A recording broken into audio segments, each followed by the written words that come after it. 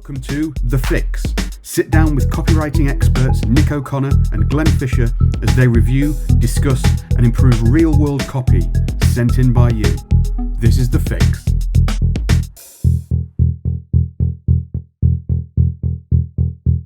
Hello and welcome to another episode of The Fix. Glenn's already got his thumbs up. That means it's a good day. You may be wondering where all of the stuff on the shelves behind him has gone.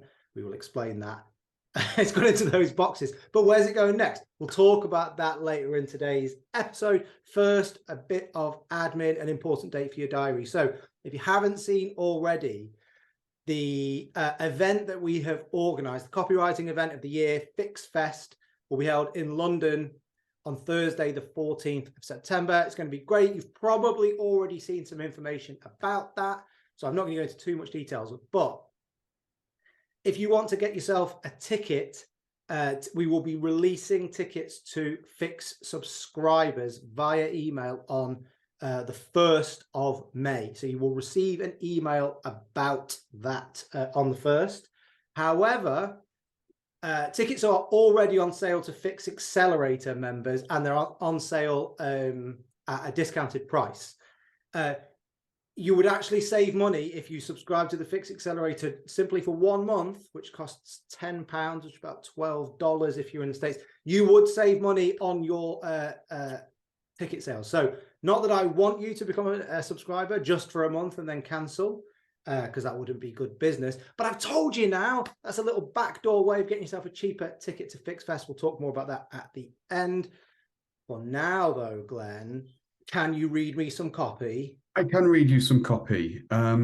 This copy comes from a reader who recently found us and discovered us and has been enjoying our rambling chats. By the way, rambling mainly because I'm trying to share my screen at the moment.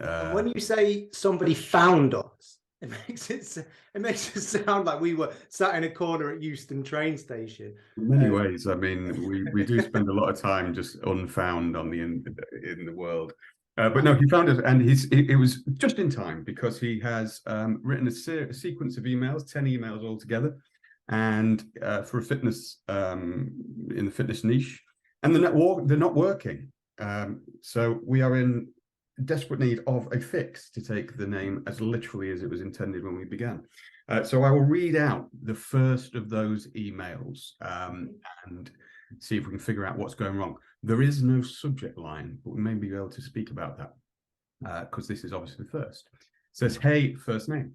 Does the idea of losing 20, 30, or even 50 pounds in 90 days sound too good to be true? Ben had the exact same mentality as you, and then he joined my program. Look at his transformation. You've got to see it to believe it. Imagine looking at yourself in the mirror after 90 days, that proud feeling of being able to take your shirt off and flex. I can't not laugh at the idea of taking my shirt off and flexing. Would you like me to take my shirt off and let's none of us do that, even if you're just listening. It would just the vibe of knowing you were naked would haunt us all. Partially naked. I'm partially I'll continue naked. with the email. So we're flexing. It's probably been a long time coming, hasn't it? Now, I know what you're thinking. There's got to be some weird diet or ridiculous exercise involved. Nope. All it takes is 30 minutes out of your day for 3 months. Do you realize how far along we are into 2023? And you keep telling yourself, I'll lose weight someday. Well, today's the day. Can you really afford to miss out on an opportunity like this? I've only got a few spots left this month. Schedule a call with me using the link below. Best wishes, Coach JJ. And that is your lot. Nick, thoughts, feelings? Okay, so there's quite a few things I would raise here that I think is worth talking about. So I'm just going to try and go through them in order. So let's start at the biggest picture level. So this is the first email in a series of emails. Okay, so let's say it gets sent on a Monday and you're going to send every day for 7 days for whatever, let's just assume that's the case. So it's a sequence. If it's the opening of a sequence of emails, the opening line of does the idea of losing 20, 30 or 50 pounds in 90 days sound too good to be true? To me, doesn't quite work. Why? Well, because that is an objection handling approach. It's you already think this is too good to be true, which is absolutely a valid way in. However, if it's your opening gambit, you're starting at objection and you're starting at too good to be true. That's not quite right for me. I think you have to stake out your territory in the most promise and benefit driven way possible. And the great thing about email and the way that email works sequentially over time is that you can say, I'm going to start there.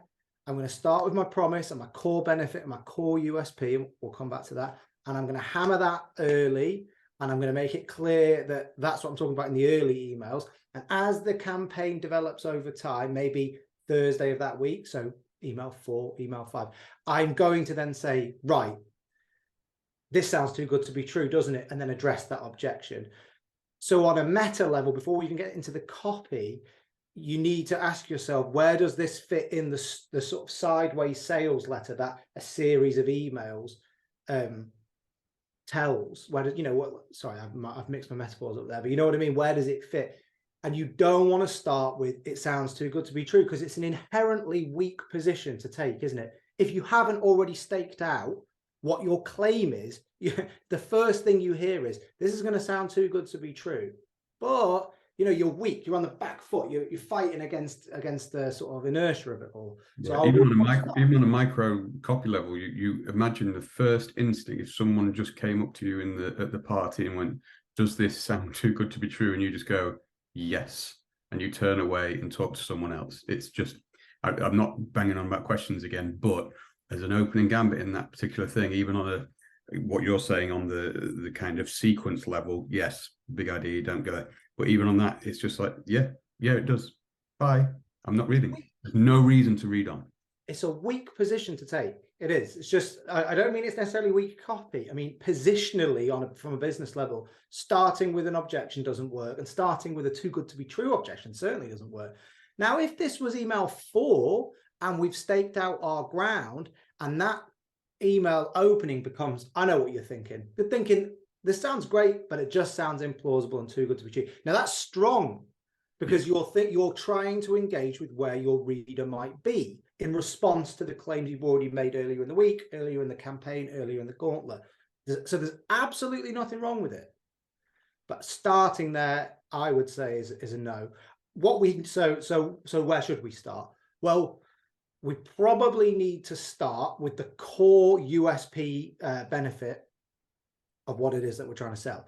And that's there to an extent, but however, it's not developed enough. So I don't quite understand how the picture would appear in this, because it says, look at his transformation. I can't see a picture on the version that I'm looking at. I'm going to put a pin in that and say, we'll come back to that as sort of email etiquette later. We've got this 2-story picture, I call it, you know, before and after. So how does before and after work? Right, it shows you the before and it shows you the after, but the really important thing is something unique has to be the bridge between those two ideas. So here he is, here's, what's his name? Ben. He's, you know, 280 pounds and he's unhappy. And now look at him. He's, you know, 149 pounds and he's winning the Tour de France, whatever. So we got those two ideas. That's great. What we need to bring in there is some sort of unique mechanism that makes it sound like he did something more than just going on a diet. What's the unique mechanism here? So if you said he went from this weight to this weight and he did it all using nothing but a teaspoon and a grapefruit, I mean, that's giving it away, isn't it? It's just eating grapefruit. But you know what I mean? That thing is the hook. How do we bridge from before to after in a unique and interesting way? That isn't quite here yet. So I'd want to dig into the product more, because, you know, otherwise what it sounds like is you'll have to go on a diet. That doesn't sound unique. That doesn't make you stand out in the marketplace. It has to be like, he went from this to this using nothing but salt, a banana, and 2 dumbbells or whatever. Just something that makes you think, oh, that's unusual. I'm really worried that my first thought when you said a spoon and a grapefruit was not to eat it, to not use that spoon to eat the grapefruit. I don't know where my mind was going, but it was not there. But you know what I mean? Yeah. It's the unique mechanism. What is the thing that makes this product different? Because what you're selling is the same as any other diet, before and after. Absolutely fine and valid, no problem. We're all selling the same things: transformation in health, weight, wealth, happiness, well-being, whatever. That's what all advertising is. So our thing has to feel like it gets you from A to B in a way you've never tried before, an unusual way, a new way, something that feels unique and fresh. And that's what's missing here. If we have that, okay, now we've got a bit more of a pitch. So I think that's what's missing from, if the emails aren't working, it's because we're selling the idea of losing weight, not the idea that this helps you lose weight in a really unusual way. I think the big problem here as well, stepping back a little bit, and that's all where you need to start here, but stepping back as well, the emails aren't because you are selling this. It all every line feels like gearing up. It's in the sales mentality. If you've got an email sequence that we're told is 10 emails here, you do not want to be selling in each and every one of those 10 emails. There's no need. You can give yourself a little bit of a run up. You can establish the problem, which is what you're talking about. You can establish that unique selling mechanism. You can establish these things. You can talk there. We've got these very clipped, copyfied lines, which are all decent lines in copy. There's some little mistakes here and there, but you can overlook that and get that in an edit. But each thing is kind of speaking to a different sales idea. And that's I think you talk about in your masterclass, Nick, it's that sideways. So each email should be one single sales idea. So if you know that you're going to go with a kind of before and after, that would be your first email. And then you do not speak about anything else. You talk about that single one idea. In the next email, you might get that, do you realize how long we're into 2023? That's a completely different idea, but you could do a whole riff into that. The fact that you don't, you promise yourself these things all the time, blah, blah, blah. That could be day 7 and you go, so look, I've told you about this, I've told you about this, I've told you about this. But even though I've told you all this stuff, let me be fair. I know that we don't actually do this stuff. We're already in May or whatever month it is. And you've not done it, and you say this every year. I get it. Like, here's the thing, this is what we're going to do. So you can kind of do it. But at the moment, all of these lines feel like an individual email themselves almost. This feels like almost like the contents page for the sequence itself. So I think one of the big things here is the big takeaway is to slow down, especially when you know you've got 10 emails coming. Slow down, pick out your ideas and plot them out and do. It's such banal advice, but it's simply the best and most fundamental thing. Is each thing you can only do one thing at a time in each email, and the more you do that, the more you can focus, the more you can expand, the more you can build up these pictures. So I mean, it's kind of obvious, but I think you need to do that as a first port of call here, is break that sequence down and figure out which each email is going to be about. Well, Glenn, if I had 10 emails, I'll tell you now, I would not try and sell them anything on email 1. I wouldn't even include a link. No. I want to work in here in the reader's mind. So I might, if we were working with this, I might tell the story of Ben and the incredible transformation. And I'd probably tell it in a slightly different way because it's quite, there's no sort of detail now. Ben had the exact same mentality as you, then he joined my program. Look at his transformation. But it needs to be, doesn't need to be long. Ben is 33, he just had a kid, he's got the dad bod. He kind of thought he couldn't fit anything in and he despaired a little bit, but then he found this and now look, so you could just tell that story slightly differently. I just try and open a loop and say, what if I told you that this was possible using nothing but, and then whatever the unique mechanism is? I might be tempted to just say it is. It is. And tomorrow at 9 in the morning, I'm going to email you and I'm going to tell you how it works. Yeah. All I want you to do in the meantime is just think about this for a second. What if there was a way of losing as much as 50 pounds inside the next 90 days with no weird diet or ridiculous exercise? And I know that, so I might come back to skepticism now. I might end on, I know that sounds crazy and you're probably skeptical, and that absolutely embrace that skepticism. But open that email tomorrow morning and I will blow all of that skepticism out. So get them to embrace it. Yeah. Okay, right. What have we done in that email? We've set up the benefit. We've set up the story. We've asked the reader to do something. This is a response. The response does not yet have to be buy my product. The most powerful response you can do is occupy a part of your readers. I keep pointing at my head like sort of karate kid or whatever.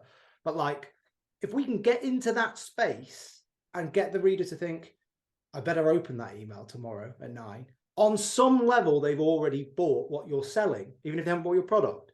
They've bought into your messaging and they've made an appointment with you the next day because you've opened a loop that they want to have closed. Okay, now we're cooking. Okay, now when they open that email, boom, we're straight into the benefits again. Remember, they're here by appointment viewing. Really, you've asked them. So then I might even be tempted to not sell them something there. I might even be tempted to do the same thing into day 3 because I'm trying to build that sense of benefit and that sense of demand so that by the time we actually give them the chance to buy our product, they're a lot more convinced and they're a lot more. Now, you don't have to do that, but given 10 emails, which is a good amount of emails, you have that luxury of building demand, building the sense of benefit, building up to a sale, and then closing that sale down at the end. So I think I'd be tempted to do something like that. You don't have to sell, you have to get a response. You have to get people to open the next email. Like that's what you're trying to do. But yeah, I mean, 10 emails is a lot. It's plenty, and I think you need to think about it in a longer narrative. You need to commit to it, to commit to the idea, without getting too meta. But in the spirit of transparency, we're doing this Fix Fest and we're selling tickets. We have not like released that to anybody yet. We are simply sending emails saying, this is what we've got coming up. These are some of the speakers. These are some things. Educated. That is, we are telling people about it, getting people excited, and it's valid because you should be excited. It's a good thing. So I'm talking about it. There's nothing to do after that other than just keep looking out for the more information. That's how that works. We've got a long runway because we've put that in because we understand that. But that's what anybody should do. That's what we would do. That's what any like good piece of marketing would look at 10 emails and straight away at least 2. And it is slightly arbitrary, but people sometimes benefit from having like it literally spelled. But at least 2 emails, I would say, do not sell. Like in a series of 10, I think you can get away with 20% not selling. Then if you really want to turn up the heat and really trust the final hit on like day 5 and then get follow-ups up to that time, you'll be all right. But at least 2, I would say, don't sell a thing. But it's a conversation, Glenn. That's how I think people need to think about it. What is it you want we're in the response game. We want people to respond to what it is we're doing. What response do you want from your reader? It doesn't have to be their money every time. This is not how it works on a campaign level. Over the course of the campaign, of course, by the end, we're going to measure in pounds and pence or dollars and cents or whatever. But in this email, we might be thinking, you know what I mean? You know what I'm getting. I would have liked to have gone on in a lot more currencies, but just go from the main to the second. One of the cool things about the Fix Accelerator that we found is that when you can sign up from wherever you want in the world and you'll be building a local currency. So, but lots of them are currencies that I don't know. So I'm like, what is this one? Is this Brazilian real or? So I'm learning more. But leave space for the other part of the conversation. It's a call and exchange. Just like, if you're giving a talk to people, if you want them to laugh, give them space to laugh. If you want them to think, give them space to think, whatever that might be. That's how it works. It's call, response, conversation, A and B. So if we're not selling here, just make sure you've understood, okay, what do I want them to do? So it could be go away and think about something, could be go and watch something, could be watch an educational video, could be write down your goal this year. I tell you what, all I want you to do today is write down what your target weight is, because that'll be different for everybody. I want you to write it down on a piece of paper and I want you to put it next to your computer.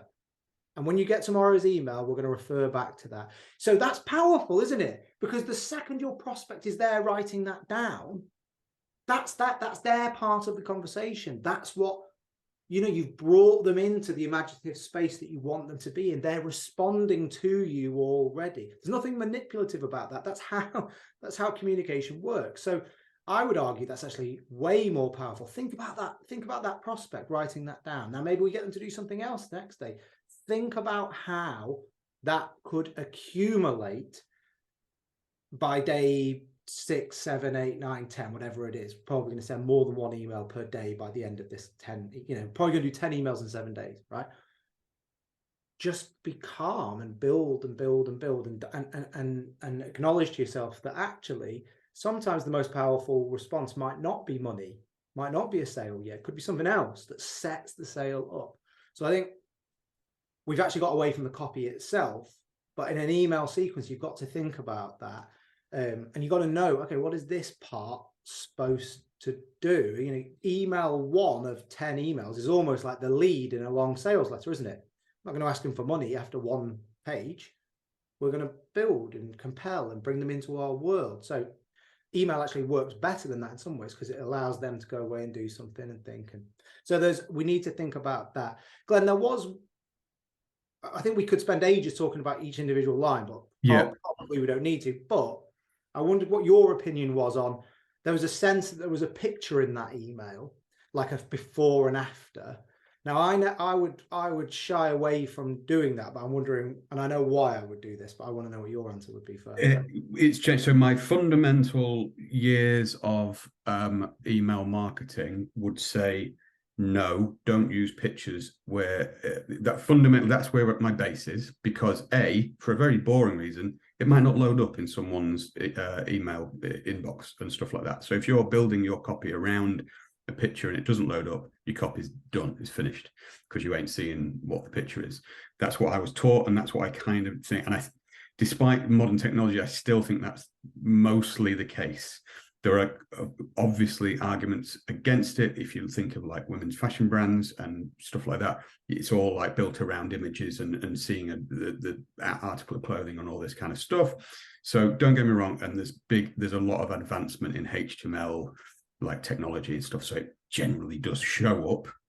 That said, that principle and the risk of that, and also my gut feeling is that where you are using image, just to counter that, just make sure that if the image wasn't there, then you are describing it. We are copywriters in the sense that we should write that image, we should describe that. In most cases as well, on top of that, in the argument for not showing an image, if I see that image and so I might think I'm slightly overweight. If I see someone really overweight, I will think, oh, well, that's not me. So it's like when you say, oh, it's a lot of money, for instance, 50 quid. And I go, well, that's not a lot of money for me. That's throwaway money kind of thing. Everybody's perception of things are different. So if you show an actual image, that is like cementing something in someone's mind. If you write, you've got them few extra pounds, that might be different to everyone. So it just gives you more scope on when you're going to a massively unknown audience, unless you've like gone to some like Cambridge Analytica based, like you're literally going to people know who you're sending. Yeah, but so I would ear off them if I personally in email form. Don't get me wrong, you can use them, but I'd use them as complementary to a thing. Again, I'm speaking. Think about what's the last email I sent out. It was for to the Fix subscribers with pictures of the speakers, but you could have taken them pictures out and it still made sense. That's just a nice visual thing, because it's like, oh yeah, that's cool, I might scan that and see that. But if you are still reading, it's there. So for me, work on the principle that you haven't got images. If you want to add them, fine, but I just think that's a smart. I agree. That's exactly what I was going to say. So certainly, I mean, I would use images in emails, but I would never do it on email 1 of a sequence, because if it doesn't load, you're done. You alienated people, and they might not come back. If it's email 5, they sort of understand. They know where you are. Dan Denning, who I know was a big mentor to you, he said something to me once which stuck in my mind, and it was in same kind of thing with images, but if you show a chart in a financial promotion, if you cannot just look at that chart and immediately tell what the story is from that chart, you do not use that chart. And I'd say that's almost the same for every image. If you look at that image and you don't know what it might be or could be about, it's not to use it. Well, in this case, because it's the opening, email 1, opening of an. By the way, this is different on a HTML page where you know the image will load. Email is different.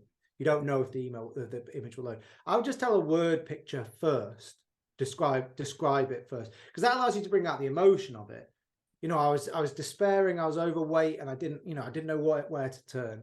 Then now I'm whatever, and then you can tell that story, and then you can say, now look at him. Now, like you said, Glenn, if that image doesn't load, okay, oh, I don't quite know where the image is, but whatever, I'm compelled by the emotion of the story. So I just be careful there. And yeah, like you said, imagine it's not going to display. Imagine it's not going to display. It's something that you're not in control of. You should always be in control of you should have in your mind exactly what you want that reader to do, exactly what they should be doing, exactly what should be following on. If you can't do that, you're in a risk stage. I'm laughing, because my dog is barking, so you might be able to hear Pablo getting angry. Yeah. Oh, someone's at the door. But if you also, when you know these basic rules, and this is why it's worth learning basic rules of like, right, fundamentally, let's not use the thing. But then you go, oh, right, we go into Picasso world and you go, right, well, I can break that. You could actually do like the second email. Can you see this image? And then you go, oh, what? And if it doesn't load up, they're going to email you and go, no, I can't see it, blah, blah. And you can start to see how in email you can play on all of this stuff. So you can go, if they can see it, they'll go, if you say, can you see this image? What does it mean to you? People are going, if it doesn't load up, they're going to be like, I can't see it. I need to know what it is. Let's go back a step. You all these ideas. Let's go back a step, because I'm going to try and wrap this show up in a second. But first, you've got 1 minute maximum to explain what on earth that has to do with Picasso, because you did a little Glenn Fisher jump. Sorry. That didn't make sense to the rest. Because so basically Picasso, when he was like 13-year-old boy, painted like the most like brilliant paintings that looked like grandmasters, like as a 13-year-old kid. And he learned all of the rules for painting like body thingy, just worth like searching for like Picasso paintings when he was 16, and you go, Jesus, it's like as good as like Rembrandt, not Rembrandt, but you know what I mean, it's kind of like that thing. It was only by doing that he was then able to draw a squiggle that was an interpretation and expression and impression of all of these things. And that is why when you get to like things going, playing with that, saying, oh, I can play with this, but you can't do that. If you just do a squiggle, that's bollocks. But if you actually learn the rules and then subvert them, then you become an expert and a master at these things. Okay, I will accept. Like, yeah, but you understand that none of that whole conversation happened in your head, and it just you've got to be like Picasso. It's about email. One day it'll just be like several images of me on the screen, and they'll all be talking at once, and you'll see the. We all look forward to it, Glenn. Right. Let's wrap things up. You've got another 1 minute slot I'm going to give you to just tell everybody a little bit about FixFest. So we're in the process of announcing all of the speakers, so don't give anything away, but we've already announced several of them. So who is talking at FixFest, which I'll remind everybody is on the 14th of September in 14th of September. I will tell you that we have Steve Harrington, who is author of How to Write Better Copy. He is author of another book, by the way, which I'm not sure you know, Nick, but it's sold on Amazon because it's kind of out of print.